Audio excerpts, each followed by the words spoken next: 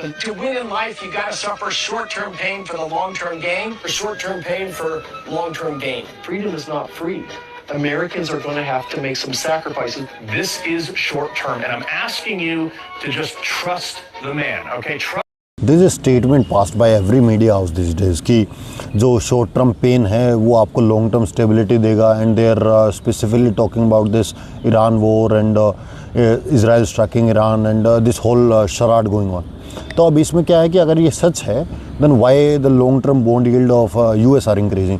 अगर हम bond yield को मोटा मोटा समझे तो it's a trust of people on the government कि वो लोगों को अपना जो बॉन्ड है वो सेल कर रही है, उस पर एवरी ईयर एक यील्ड देती है जो कि बाकी जगह से कम होता है, क्योंकि it is more of a safe bet.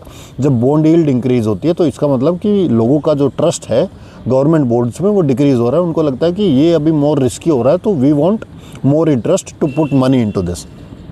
एक तो वो हो गया। दूसरा जो क्रूड ऑयल है and that touch is like $115, मतलब $115 के आसपास का पर बैरल चला गया। और हमने पहले भी बात किया था कि लगभग $1 जब इंक्रीज़ होता है ना बैरल पे, तो इंडिया का जो इंपोर्ट बिल है वो $2 बिलियन से बढ़ जाता है, एंड हेयर गोज़ और फिजिकल डेफिसिट टारगेट्स। तो एक तो हो गया ये। दूसरा, अभी अमोनियम नाइट्रेट जो रशिया से आता था 2 दिन पहले इट अनाउंस कि अभी वो उसके ऊपर बैन लगा रहा है। तो अब यहाँ से फर्टिलाइज़र में दिक्कत आएगी। नेचुरल गैस हमको वैसे ही मतलब हल्का वल्का जो इंडस्ट्री चलाने के लिए वो तो नहीं मिल पा रहा है। देयर गोज़ और इंडस्ट्रीज़ की बहुत सारा इंडस्ट्रीज़ का हमने वीडियो भी देखा है कि वो लगभग बंद हो गया है, या और जो रेस्टोरेंट है वो बंद हो गया है, चेन्स। हाँ, वी नो कि ये हमेशा नहीं चलेगा। हमेशा चलेगा तो देयर इज़ नो वे कि जो $115 और बिना नेचुरल गैस के वर्ल्ड रन कर सकता है। People will lose jobs and like there will be increase in the percentage of people in poverty, under poverty line. तो यहाँ से ये दिक्कत आया, long term gold yield increase हो गया, और जो हमारा फर्टिलाइज़र का दिक्कत था वो रशिया ने बैन कर दिया।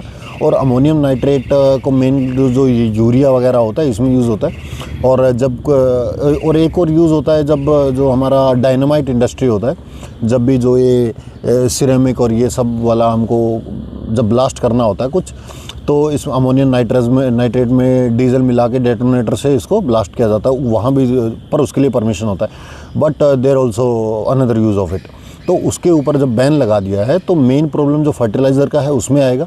एंड वी नो कि हमारा जो कंट्री है वो इन चीज़ों के ऊपर कितना डिपेंड करता है। So the problem is going to increase. और अभी स्टॉक मार्केट का तो पूछो मत, अभी मेरे ख्याल से नहीं लगता कि मेरे को इस जो अपना इंडियन स्टॉक मार्केट है उसको इसने डिस्काउंट किया है इसको पूरा तरीके से। ये 1-2%, 10% से अभी ये प्रॉब्लम बहुत बड़ा है कि पूरा देश का जो इंडस्ट्रीज़ है उस पर पूरा प्रेशर आ गया है। जो थर्ड व्हील है इंडियन इकोनॉमी का एग्रीकल्चर, वो भी लगभग थर्ड व्हील नहीं, सेकंड मेरे ख्याल से सर्विसेज के बाद एग्रीकल्चर ही है। And that's also going to be happen, and that's it. And I think the problem is very large, and that's it.